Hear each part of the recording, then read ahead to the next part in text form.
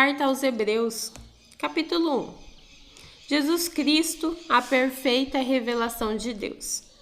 Antigamente, por meio dos profetas, Deus falou muitas vezes e de muitas maneiras aos nossos antepassados. Mas nesses últimos tempos, Ele nos falou por meio do Seu Filho. Foi Ele quem Deus escolheu para possuir todas as coisas e foi por meio dele que Deus criou o universo. O Filho brilha como o brilho da glória de Deus e é a perfeita semelhança do próprio Deus. Ele sustenta o universo com a sua palavra poderosa e depois de ter purificado os seres humanos dos seus pecados, sentou-se no céu, ao lado direito de Deus, o Todo-Poderoso, o Filho e os anjos. Assim, Deus fez com que o Filho fosse superior aos anjos e lhe deu um nome que é superior ao nome deles. Pois Deus nunca disse a nenhum dos seus anjos: "Você é meu filho, hoje eu me tornei o seu pai." E também não disse a respeito de nenhum anjo: "Eu serei o pai dele e ele será o meu filho." Porém, quando Deus enviou ao mundo o seu primeiro filho, ele disse que todos os anjos de Deus o adorem. A respeito dos anjos, Deus disse: "Deus faz com que os seus anjos se tornem ventos e os seus servidores chamas de fogo." Mas a respeito do Filho, ele disse: "O teu reino, ó Deus, vai durar para todo sempre. Tu governarás o teu povo com justiça, tu amas o bem e odeias o mal." Foi por isso que Deus, o teu Deus, te escolheu e te deu a alegria de receber uma honra muito maior do que a dos teus companheiros. E as Escrituras também dizem: "Tu, Senhor, no começo criaste a terra e com as tuas próprias mãos fizestes os céus. A terra e o céu vão acabar, mas tu viverás para sempre.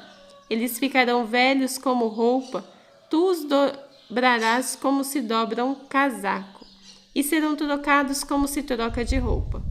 Mas tu és sempre o mesmo, e a tua vida não tem fim." Deus nunca disse a nenhum dos anjos: "Sente-se do meu lado direito, até que eu ponha os seus inimigos como estrado debaixo dos seus pés." Então, o que são os anjos? Todos eles são espíritos que servem a Deus, os quais ele envia para ajudar os que vão receber a salvação. A grande salvação, capítulo 2. Por isso devemos prestar mais atenção nas verdades que temos ouvido, para não nos desviarmos dela. Não há dúvida de que a mensagem que foi dada por meio dos anjos é verdadeira. E aqueles que não a seguiram, nem foram obedientes a ela, receberam o castigo que mereciam. Sendo assim, como é que nós escaparemos do castigo se desprezarmos a salvação tão grande? Primeiro, o próprio Senhor Jesus, anunciou essa salvação, e depois aqueles que ouviram nos provaram que ela é verdadeira.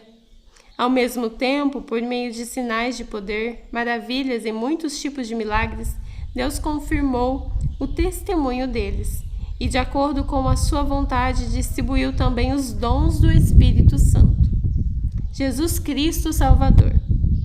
Pois Deus não deu aos anjos o poder de governar o mundo novo que está por vir, o mundo do qual estamos falando. Pelo contrário, em alguma parte das Escrituras, alguém afirma que é um simples ser humano, ó Deus, para que penses nele, que é o ser mortal, para que te preocupes com ele. Tu o colocaste por pouco tempo em posição inferior à dos anjos. Tu lhe deste a glória e a honra de um rei e puseste todas as coisas debaixo do domínio dele. Quando se diz que Deus pôs todas as coisas debaixo do domínio dele, isso quer dizer que nada ficou de fora. Porém, não vemos o ser humano governando todas as coisas, mas nós vemos Jesus fazendo isso. Por um pouco de tempo, ele foi colocado em posição inferior à dos anjos, para que, pela graça de Deus, ele morresse por todas as pessoas. Mas agora nós o vemos coroado de glória e de honra por causa da morte que ele sofreu. Pois Deus, que cria e sustenta todas as coisas, fez o que era apropriado e tornou Jesus perfeito por meio do sofrimento. Deus fez isso a fim de que muitos, isto é, os seus filhos, tomassem parte na glória de Jesus, pois é Jesus quem os guia para a salvação. Jesus purifica as pessoas dos seus pecados, e todos, tanto ele como os que são purificados, têm o mesmo Pai. É por isso que Jesus não se envergonha de chamá-los de irmãos, como ele diz: ó Deus, eu falarei a respeito de ti aos meus irmãos e te louvarei na reunião do povo.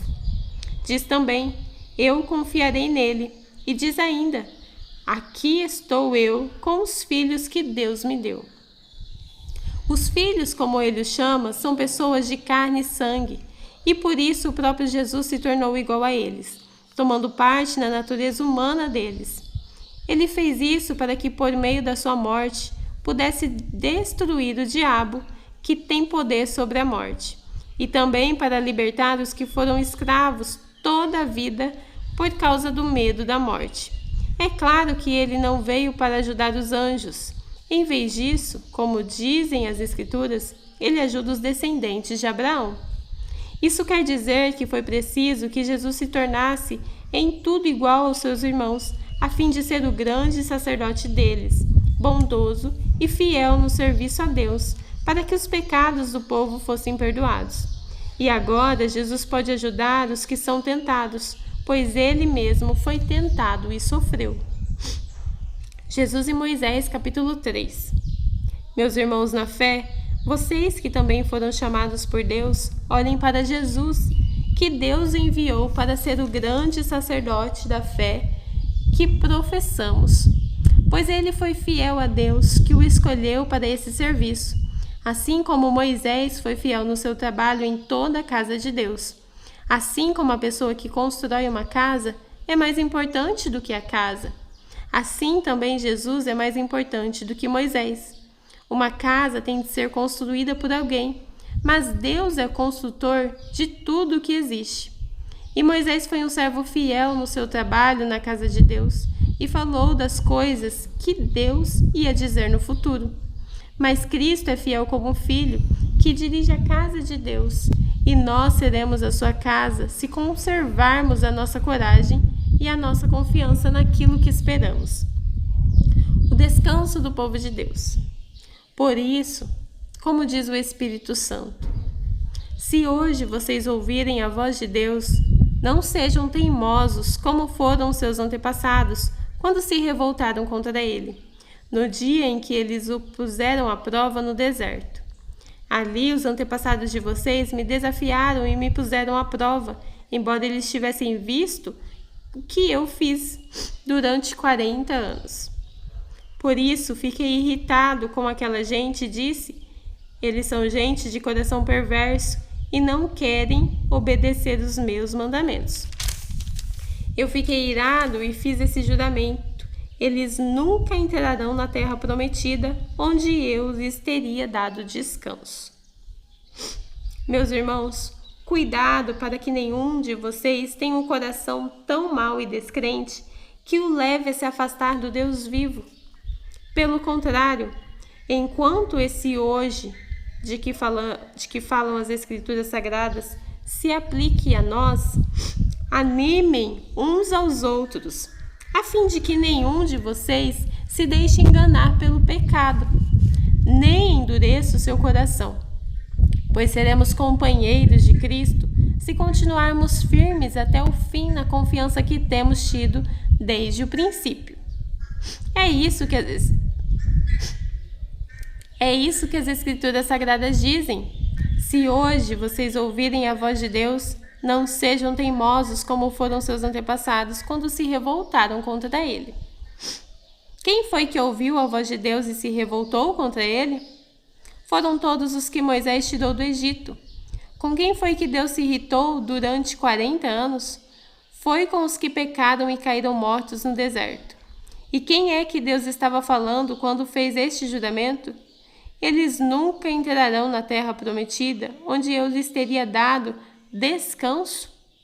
Ele estava falando das pessoas que se revoltaram. Portanto, vemos que elas não puderam entrar na terra prometida porque não tiveram fé. Capítulo 4. Deus nos deixou a promessa de que podemos receber o descanso de que Ele falou. Portanto, tenhamos muito cuidado para que Deus não julgue que algum de vocês tenha falhado, deixando assim de receber o descanso. Pois assim como aquelas pessoas ouviram, também nós ouvimos a boa notícia. Elas ouviram a mensagem, porém, ela não lhes fez nenhum bem, porque quando a ouviram, não a receberam com fé. Portanto, nós, os que cremos, recebemos o descanso prometido por Deus, como Ele mesmo disse. Eu fiquei irado e fiz este juramento. Eles nunca entrarão na terra prometida, onde eu lhes teria dado descanso. Ele disse isso embora o seu trabalho já estivesse terminado desde o tempo em que havia criado o mundo. Pois a respeito do sétimo dia está escrito o seguinte, em alguma parte das Escrituras Sagradas: no sétimo dia, Deus descansou de todo o trabalho que ele havia feito. E o mesmo assunto é repetido. Eles nunca entrarão na terra prometida, onde eu lhes teria dado descanso. Aqueles que foram os primeiros a ouvir a boa notícia não tiveram fé e por isso não receberam esse descanso. Portanto, há outros que vão recebê-lo. A prova disso é que Deus marca outro dia chamado hoje.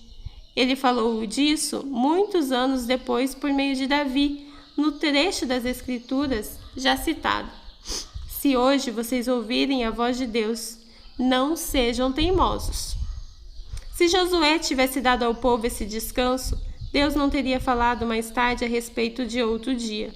Assim ainda fica para o povo de Deus um descanso, como o descanso de Deus no sétimo dia. Porque quem receber o descanso que Deus prometeu, vai descansar de todos os seus trabalhos, assim como Deus descansou dos trabalhos dele.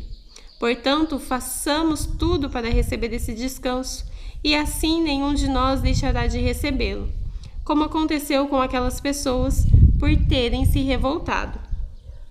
Pois a palavra de Deus é viva e poderosa e corta mais do que qualquer espada afiada dos dois lados. Ela vai até o lugar mais fundo da alma e do espírito, vai até o íntimo das pessoas e julga os desejos e pensamentos do coração delas. Não há nada que se possa esconder de Deus. Em toda a criação, tudo está coberto e aberto diante dos seus olhos. E é a Ele que todos nós teremos de prestar contas. Cristo, o grande sacerdote eterno.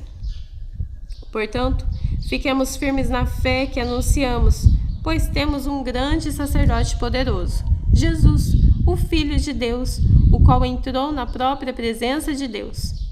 O nosso grande sacerdote não é como aqueles que não são capazes de compreender as nossas fraquezas.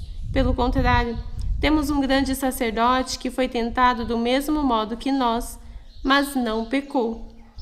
Por isso temos confiança e cheguemos perto do trono divino, onde está a graça de Deus. Ali receberemos misericórdia e encontraremos graça sempre que precisarmos de ajuda.